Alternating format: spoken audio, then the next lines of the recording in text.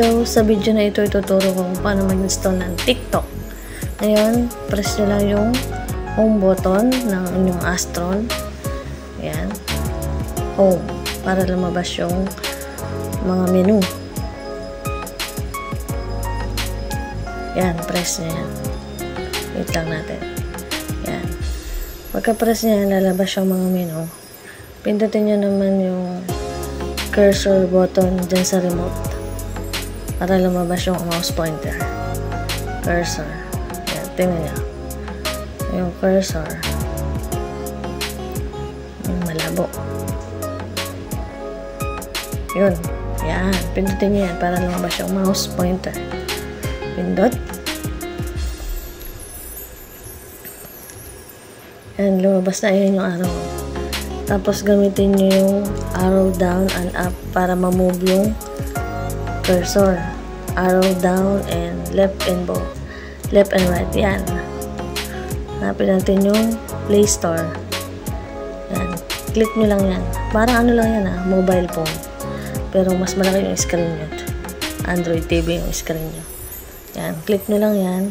Tapos hanapin nyo yung app na i-download nyo. May search engine dun sa yung magnifying glass. Sa taas dun sa may gawing kanan. Pwede kayong mag-search ng app dun. Ngayon, i-download natin is TikTok. Yan. Nakalagay. Click nyo lang yun. Tapos may nakalagay na yan. Install nyo lang. Yan. Mahirap gamitin yung cursor.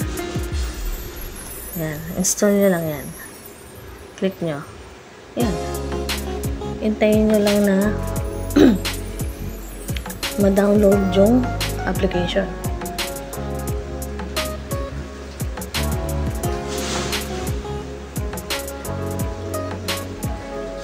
Yan.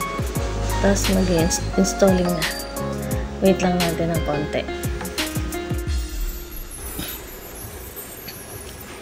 Yan. Yan. Lalabas dyan kung gusto mo i-open o i-install. Siyempre, open natin para matry. Click lang ulit yung open.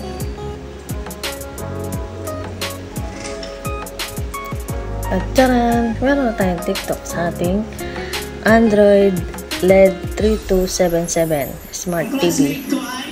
Yan.